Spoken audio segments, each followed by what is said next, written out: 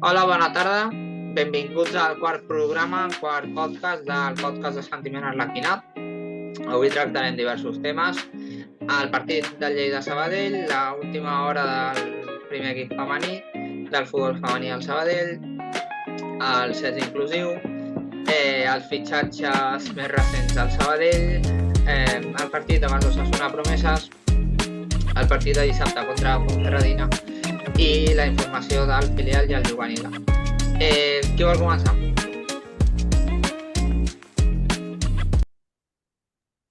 Jo, donant les sensacions que em va crear aquell Lleida-Sabadell abans d'entrar en més matèria, a mi, així en resum general del partit, em va crear angoixa, perquè vaig veure l'equip des del primer minut molt desaparegut i per sort no vam haver de lamentar una derrota encara més àmplia. Sort vam tenir l'1-0 i sumant-li les lesions que van haver pel mig, que Déu-n'hi-do. Deuen ser efecte de l'estat de la gespa, no podem parlar molt perquè a casa s'ha vist que tampoc estem en les millors maneres, i el millor d'aquell vespre tan fatídic va ser la retransmissió del partit des de Televisió Sabadell, que va estar de Déu. D'aquí l'enhorabona per la bona feina. Per mi el resum del partit seria aquest. D'acord, Alba, que havies aixecat la mà. Sí, jo apuntant una mica pel que deia l'Andreu, aquí la fita del partit és que malgrat els que no van poder anar fins a Lleida, com va ser el teu cas, que ara ens pots explicar les sensacions que vas tenir des d'allà i tal, des de la tele és una fita bastant important que a una televisió local es retransmetin els partits de l'equip de la ciutat, així que enhorabona en aquest sentit, però la llàstima va ser que no va ser el partit adient. No va anar bé, va estar molt fluix, a sobre ens van jugar una Copa Catalunya, de la qual no va ser possible, a sobre un equip d'una categoria inferior. Així que, és un partit del qual s'ha d'aprendre. Sembla que amb el partit de diumenge de Festa Major s'ha pogut remuntar almenys per Lliga, però en aquest sentit s'ha de treballar més i a sobre lamentar les dues baixes que hi ha hagut, especialment la de Javi Gómez, que la veritat que ha quedat bastant fotut i encara no se sap quan es recuperarà. I ara si ens voleu dir, Pol o Miqui, les vostres opinions. Sí. Era Copa Federació. Copa Catalunya ja van quedar eliminats. Pol? També, una altra copa de la que van quedar eliminats, exacte. Perdoneu. Pol? Sí, la veritat que quedem eliminats de les dues copes, Catalunya i Federació, les dues per equips d'una categoria inferior. En aquest cas, personalment, la que més mal va fer va ser la de Copa Federació, la que de Lleida, no pel resultat, sinó per la imatge que es va donar, ja que havies vingut de perdre contra un equip, el va donar futur, en aquest cas, d'una divisió inferior, i tenies l'oportunitat de poder optar a millorar la imatge i juntament a tenir una oportunitat per entrar a la Copa del Rei. En aquest cas, la major derrota, parlant de magnitud, és la lesió de Javi Gómez, un davanter que il·lusionava molt. Recordem el gol a Tona, no? En aquest cas s'ha tancat el lligament creuat anterior, el que li suposarà uns de 8 a 10 mesos de baixa, 8 sent optimistes amb l'operació i de més. I poca cosa al respecte. Al final el resultat queda en un segon pla quan passen aquestes coses. Jo, la meva opinió, la veritat, és que el partit va ser pèssim. Vam tenir poques ocasions i potser les que vam tenir van ser escasses o, si més no, amb desencert. I el pitjor va ser la lesió de Javi Gómez. 7-8 mesos de baixa és una lesió que per un jugador que acaba d'arribar al club doncs és una putada, és complicat. I penso que al final és el pitjor de tota l'eliminatòria. O sigui, intenta jugar a la Copa Federació i és un partit que no et surt bé, la situació no es planteja de la millor manera i al final doncs el pitjor de tot és la lesió. No ens hem de quedar amb l'eliminació perquè ja és millor que ens centrem en la Lliga i seguir, i aprendre aquests errors i continuar. Següent tema que voleu tractar. Espera, Andreu? Perdó, abans d'arrencar amb el proper tema, m'agradaria afegir el que també ha dit el Pol, d'aquesta sensació de que et veus superat, bastant superat per rivals que són de categories més baixes que tu, que en teoria no hauries de tenir aquest patiment que es va tenir a Lleida. Totalment. I inclús en algun moment, més escàs per això, amb el Tona, a Copa Catalunya. Sí, Sí, jo coincido amb el que deies tu, Miqui. A mi el que em fa més patir no és tant que hem perdut una eliminatòria contra un equip de categoria inferior, que també és preocupant, però és més preocupant el fet que això ens ha deixat sense un bon jugador de cara a la Lliga, que això sí que ens preocupa. sí, la veritat. És això, encara és més complex i preocupant. Perfecte. Vale, el següent tema que voleu tractar és el femení, en aquest cas. Doncs dono peu al primer equip femení. Té un nou entrenador de cara a l'inici de la temporada, que és Carlos Martínez, procedent del Cerdanyola. Va tenir a René Oller durant aquests mesos estivals, però per motius personals la situació doncs, ha provocat que René deixés l'equip. No sabem del 100% què ha passat, però ens hem trobat amb un canvi imprevist. Amplieu més detalls, Alba, Andreu?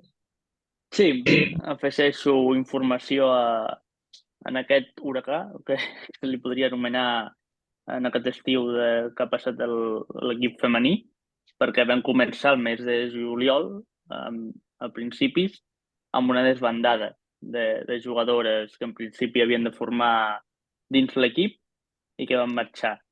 I això ha fet que durant l'estiu no haguessin gaires vacances perquè s'han anat buscant incorporacions que ja es van anunciar, la majoria procedents del Cerdanyola, com és el cas del nou entrenador, i sobta la incorporació així com a novetat d'una jugadora internacional, la portera procedent de la selecció de Panamà. Això ens seria d'una importància que no es veu cada temporada. També l'equip ja està a punt per debutar aquest diumenge a partir d'un 6:45 a Palautordera i ho faran de visitants. I també hi ha informació de qui xiularà el partit, que serà Hamza Rata, del comitè de Granollers. I si voleu saber més detalls de qui es trobarà al davant el sènior femení, ho podeu consultar a la nostra web, amb la guia que hem publicat avui, amb tots els detalls de les rivals que es trobarà el Sabadell femení. D'acord, moltes gràcies. Alba, alguna cosa a Sí, destacar? també comentar que a part d'aquests nous 4 fitxatges que ja vam anunciar en el seu moment, la majoria provenen del Cerdanyola menys, tal com ha apuntat l'Andreu, la portera que prové de la selecció de Panamà. Sí que destacar les baixes importants que hi ha hagut de jugadores que portaven molts anys en el Sabadell. De fet, venien de projectes importants, com per exemple el cas d'Abril del Toro, que estava a la Queens League a l'equip d'Ex-Buller i va canviar les tronques, però ja en principi continuava al Sabadell, llavors no se sap per què l'han fet fora. També s'estava molt bé amb entrenador de la temporada, Marc Gravil, també per motius personals l'han fet fora, semblava que es quedaria enrere i finalment no ha estat així, s'ha optat per aquest nou entrenador de la Cerdanyola, igual que noves jugadores del mateix equip, que també provenen del mateix equip. També destacar les baixes de Martina Jots, que també es va presentar a la Queens League, no va arribar a entrar, però va arribar fins al draft. I també les germanes Espada, també molt importants en l'equip. De fet, Erin era la major golejadora de l'equip durant la temporada anterior. Sí. Llavors, clar, aquestes baixes criden l'atenció, desconeixem els motius reals de per què s'han donat. I només també felicitar les jugadores del juvenil A, que ja, com s'ha vingut dient, durant tota la temporada anterior, el primer equip femení ha tingut una plantilla molt curta, llavors sempre s'ha hagut d'atinar de jugadores dels diferents juvenils, i ara per fi jugadores del juvenil A s'han quedat, com és el cas de Júlia Alasí, entre d'altres, que s'han quedat al primer equip i ja tenen fitxa de primer equip. Sí, sort que han pogut donar el salt, han fet el salt al primer equip i són jugadores que han aconseguit un ascens, o sigui que li donen força al primer equip i bona experiència per intentar aconseguir un nou ascens, en aquest cas amb el primer equip. Sí, jo em quedo també amb això, que han agafat jugadores de la casa per continuar i que també almenys s'han pogut quedar algunes, com és el cas de Yasmin Zeurali, que tot i que va estar amb la selecció sub-20 del seu país, de Marroc, continua el Sabadell aquesta temporada i com també continua Abril Porras. Les altres jugadores no sabem ben bé, però aquestes dues sí que estan confirmades. I a part d'això, també ja s'han donat alguns amistosos de pretemporada. El darrer va ser a Olímpia el cap de setmana passat, en què va haver un acte de reconeixement per l'alcaldessa de rebuig a la violència masclista i tot el tema que hi ha hagut amb el futbol femení darrerament a partir dels fets del Mundial.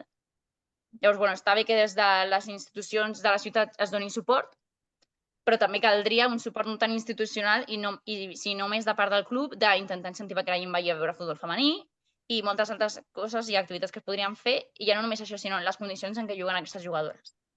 Però bueno, ja anirem veient durant la temporada com es desenvolupa i si amb el nou entrenador Carlos ens facilita informació i ens pot ajudar.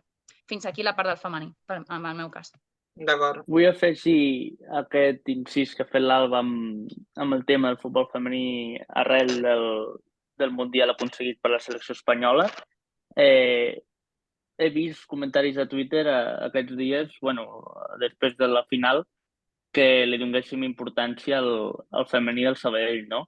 I em sap greu que hagi d'haver passat alguna cosa tan important perquè se li comencés a donar importància a un equip que ja ha fet història fa 20 anys, amb una Copa de Reina. Sí. O sigui que alguna cosa s'ha fet malament prèviament perquè no se li donés importància.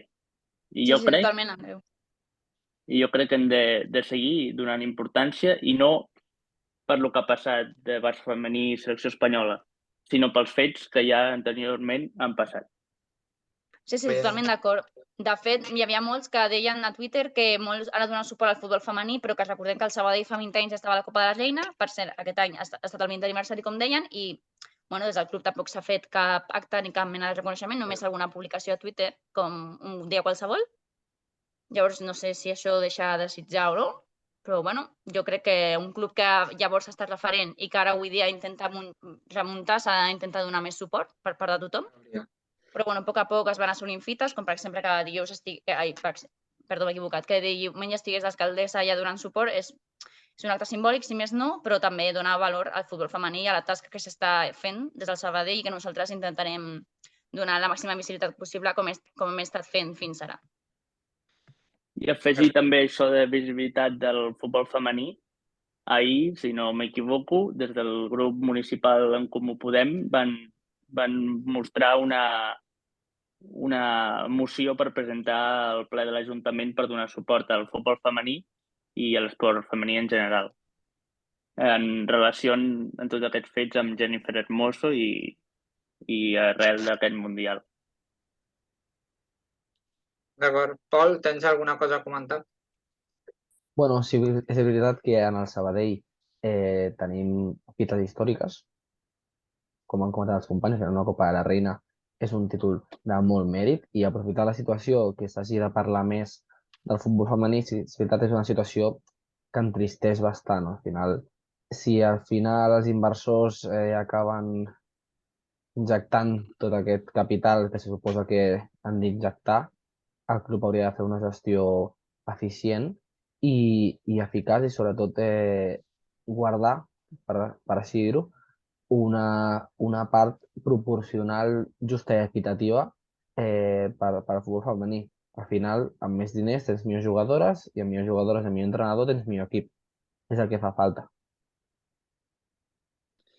Hauria de passar. A veure, com dic, estem en dues situacions similars. Reivindicar el futbol femení s'ha de reivindicar sempre i s'hauria d'haver reivindicat, no ara que passen uns fets. I guanyar un Mundial, doncs, evidentment, s'ha de donar més valor a guanyar un Mundial i s'ha de donar més importància a guanyar un Mundial, evidentment, que a qualsevol altra situació. El que passa que hi ha situacions que en aquest cas són importants i rellevants per la rellevància que han agafat. És una pena que guanyar aquest Mundial acabi passant a segon pla de vegades. Sí, jo també trobo que és una pena que la notícia no hi ha estat la victòria que és el primer cop que Espanya guanya un Mundial femení, sinó tot el que ha passat. Però almenys sembla que això ha servit per canviar coses a la federació que se suposa que poden beneficiar el futbol femení, se suposa. No sabem, però en principi hi ha hagut canvis que era el que es pretenia des que va començar la convocatòria del Mundial. Sí. D'acord, doncs ara saltem al masculí, parlem dels fitxatges del Sabadell. Pol, tenim un jugador que possiblement fitxi pel Sabadell, no?, d'aquí a poc. Exacte, Miquel. Tenim un jugador a l'òrbita del Sabadell, s'està parlant molt i amb molta freqüència, és l'únic del que s'ha parlat, o almenys s'ha fet públic certament, és Antonio Moyano. Ara mateix sense equip. L'últim equip és l'Alcorcón, no? Havia passat pel Córdoba des del juvenil fins al primer equip i havia estat fins al Corcón des de la 22-23, ha estat la 23-24 en aquest cas, i en aquest cas ompliria la fitxa de Javi Gómez, que al ser lesió de llarga durada es pot aprofitar la seva fitxa per fitxar fora de mercat. Arribaria gratis, ja que està sense equip. És molt jove per estar sense equip, això al final nosaltres ens dediquem a donar dades. Té 23 anys, és del 2000. És ofensiu, no? És un mig centre ofensiu, posició bastant semblant, no igual, però bastant semblant a la de Javi Gómez, i perfil molt interessant, no? Gairebé 30 partits a la Lliga 2, la Lliga Hypermotion, la Lliga Smartbank, i en aquest cas un gol, més de 1.600 minuts, i a Primera Federació més o menys el mateix, quasi 30 partits, 2 gols i una assistència amb 500 minuts, per així dir-ho, 500 minuts per gol, en total 1.140 minuts. I bueno, és un perfil interessant, però a mi, companys, no sé vosaltres, però m'estranya que un jugador amb gairebé 30 partits i tant a la Lliga 2 Hypermotion com a la Primera Federació estigui sense equip amb 23 anys i un perfil tan interessant perquè és mig centre ofensiu. No sé què us sembla. Sorprèn bastant, per al moment jugadors així que estan sense equip són 30 anys, potser més cap amunt, però 23 és acabat de quasi pujar a primers equips. Ara, jo del Sabelló ho aprofitaria per pujar-li nivell i si pot ser que el tinguem de jugador fixe aquí al club. Exacte, és un perfil interessant i no sé si estareu d'acord amb mi, però si algú s'ha guanyat la direcció tècnica aquest mercat de fitxatges és la confiança. Sí. Hem de destacar el gran mercat, falten algunes coses, però a nivell general ha sigut un mercat perfecte o quasi perfecte, per dir-ho d'alguna manera, que bueno, la majoria de gent experta i que n'entén ens donen com a favorits com a mínim pel playoff.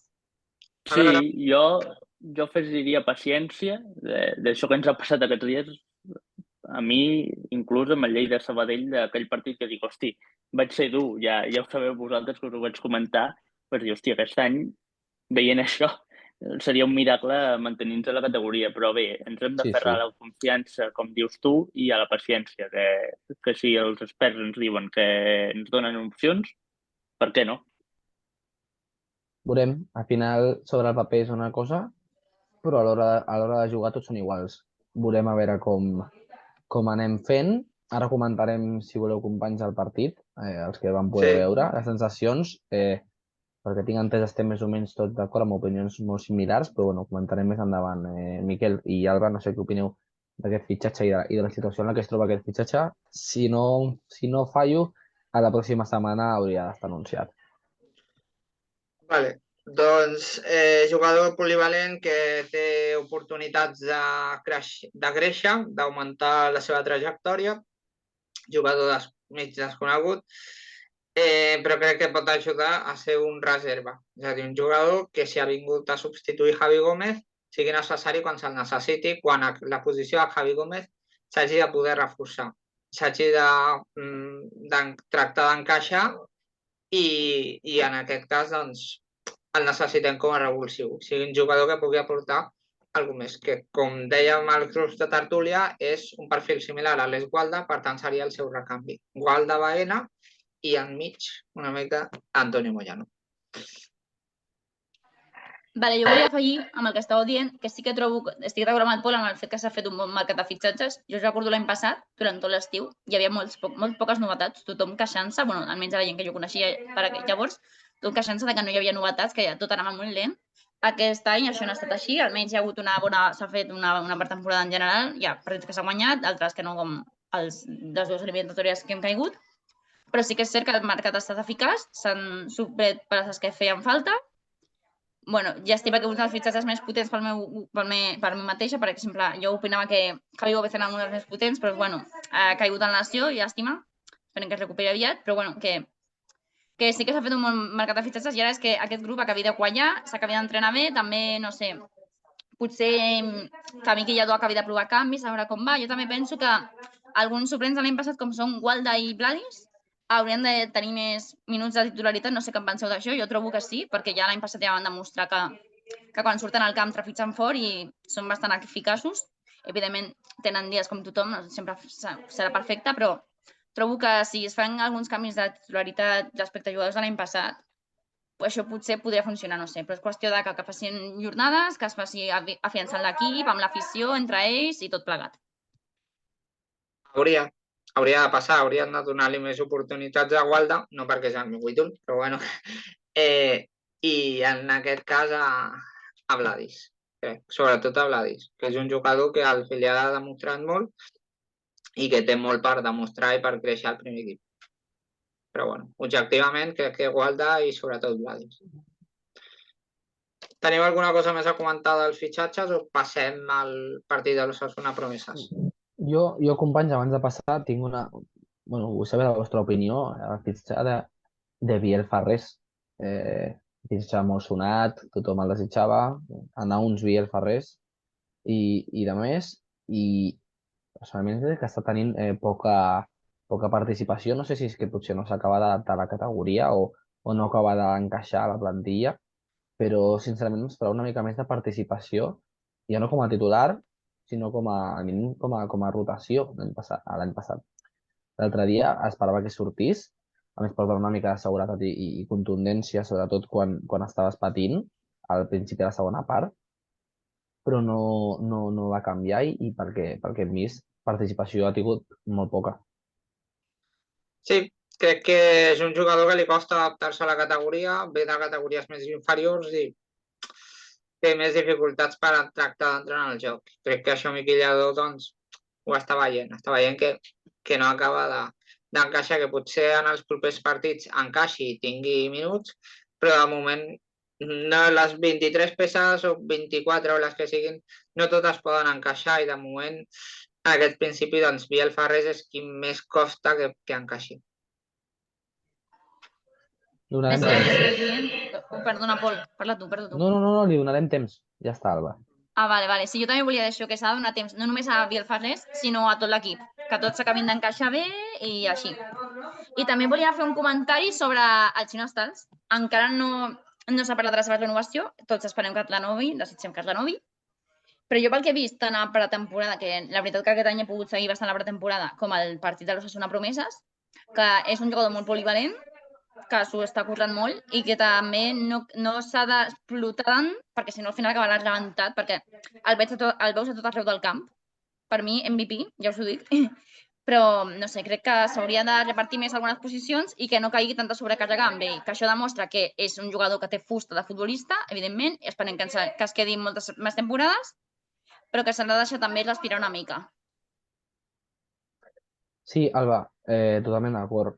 Per mi, el Xino Stals és dels millors jugadors de la plantilla, però sí que és veritat que la seva millor virtut és el seu pitjor defecte, és a dir, aquesta polivalència extrema, no? L'altre dia ho comentava Miqui Lladó a la roda de premsa, carriler dret, carriler esquerre, extrem dret, extrem esquerre, menys de central i porter i davanter centre, pot jugar a tot arreu. És a dir, és un jugador que pot jugar cada partit, però no acabarà d'encaixar 100% en una posició, és a dir, no es podrà fer jugador en aquesta posició degut a la seva polivalència, no? I aquest és la major virtut i el seu defecte, per dir-ho d'alguna manera. Sí que estem esperant la renovació i quan la tinguem ja seguirem parlant tot el que vulguem. Ja està. Miquel, no sé si tens alguna a dir. Si vols comentem el partit Parlem del partit, sí, d'acord. així ràpid. La primera part, sincerament, crec que vam dominar molt amb el gol de Pau Resta, però també vam tenir alguna ocasió, algun xut que va marxar desviat. La Promeses també va arribar, té molt bon equip. Recordem que tenen a Guillem Molina, que bueno, no es va deixar veure molt l'altre dia per la nova Creu Alta, en termes de que no va aparèixer gaire. Destacar els nostres laterals o carrilers, en aquest cas, una feina increïble, tant Pablo Monroy com Stals o qui estigués a l'altre carril. Hortolà a la primera part amb dos parades espectaculars, crec recordar. Una a la primera part de la primera part, la redundància, i una altra a terra, una mà que se veia pensat a les xarxes, amb un grandíssim partit, potser refent-se d'aquest error entre cometes d'Irún i el mal partit. Segur que ja està recuperat mentalment, és un professional. I bueno, la segona part l'Osasuna va apretar més, es notava que era potser aquesta joventut o aquesta frescura, no? Una vegada, sobretot a l'hora de circular la pilota. I bueno, al final, al gol final, no? Si haguéssim empatat estaríem parlant d'un desastre, no? La segona part va ser totalment pèssima, per dir-ho d'alguna manera, almenys la primera part, on l'Osasuna et va dominar perfectament. Un equip que també estarà a la part alta, estic segur, però el gol doncs, dona aquest punt final, no? Aquesta tranquil·litat, sí. Aquesta tranquil·litat, no? És el que jo comentava amb algunes persones, no? Si no arribem a ficar el gol estaríem parlant d'una cosa totalment diferent de la que estem parlant, no? Perquè sí, estàs jugant malament, però has guanyat. Però si jugues malament i perds, és el mateix, no? Només canvia un gol al 95, que bueno, el defensa de l'Osasuna, des d'aquí li donem les gràcies, i també a Manel Martínez, evidentment, la pilota s'ha de ficar, però estaríem parlant de resultats molt similars, però les sensacions molt diferents. No sé què opineu. Sí, penso això, que s'hauria vist d'una altra manera el partit. Sí, jo també estic totalment d'acord. Va ser una festa major una mica de capa caïda. Al final va haver victòria, però no va ser una victòria amb bones sensacions en cap moment. La primera part encara era salvable, però la segona part va ser molt dolenta. Mira, el temps de descompte va entrar Manel Martínez d'una manera que els que estàvem allà no ens ho vam creure, com també hi éreu vosaltres, Miquel i Pol. Sí. I bueno, al final va haver victòria, però les sensacions van ser molt dolentes i esperem que, és el que dèiem abans, que amb el temps la plantilla es vagi adaptant i vagi millorant la situació. Sí, almenys ens dona aquest gol aquí al final, l'emoció i l'èxtasis extremat, per dir-ho d'alguna manera, ens dona aquest punt d'energia, no?, per afrontar aquest partit d'aquesta setmana a Ponferrada, que és un equip, siguem sincers, és dels favorits. De fet, va el primer a la classificació. Tenen un pressupost de segona divisió per una plantilla de primera federació. Rival exigent on ens sagui, sí. Són, per mi, juntament amb Depor, Ibiza i poqueta cosa més, favorits a l'ascens directe. D'acord, doncs. Faig un petit incís sobre filial i juvenil i tanquem amb l'inclusiu. D'acord, el filial debutarà d'aquí a una setmana davant el Lloret. El juvenil ja ha jugat el seu primer partit de Lliga, ha perdut 1-0 amb el Racing Zaragoza. Aquesta setmana té dissabte a les 6:30 el derbi contra el Mercantil. Us animo molt a que hi aneu. Jo no hi podré anar perquè seré a Ponferrada amb el primer equip. I esperem que pugui guanyar aquest primer derbi ballesà que jugarà a Divisió d'Honor a Olímpia. Andreu, què has de parlar-nos de l'inclusiu? Doncs sí, us parlo de l'inclusiu perquè ja demà tornarem a la feina, per dir-ho d'una manera, amb el primer entrenament a Olímpia i començarem amb novetats. Novetats per això a les banquetes. Amb Joan Rodríguez, que ocupa la plaça d'entrenador al B, pujarà a l'A. I per reforçar aquesta plaça em baixarà en Sergio Pellicer, que molts coneixereu, i es posarà al B. I a reforçar el B amb Toni Torner, que ja era d'entrenador l'any passat del B, doncs repetirà un any més. I d'aquí uns dies doncs, us donaré més informació amb article per explicar-vos aquestes novetats i més ampliades amb més detalls que vagi sorgint durant aquesta setmana. D'acord. Alguna cosa a afegir, nois? No. Vale. Alba? No. Vale, perfecte. Doncs moltes gràcies a tots per participar i ens veiem al 5è programa en uns dies, setmanes possiblement, parlant més profundament de la temporada que ja haurà agafat més impuls. Moltes gràcies, nois. Que vagi bé. Perfecte, nois. Gràcies a vosaltres, que vagi bé. Adéu. Adéu.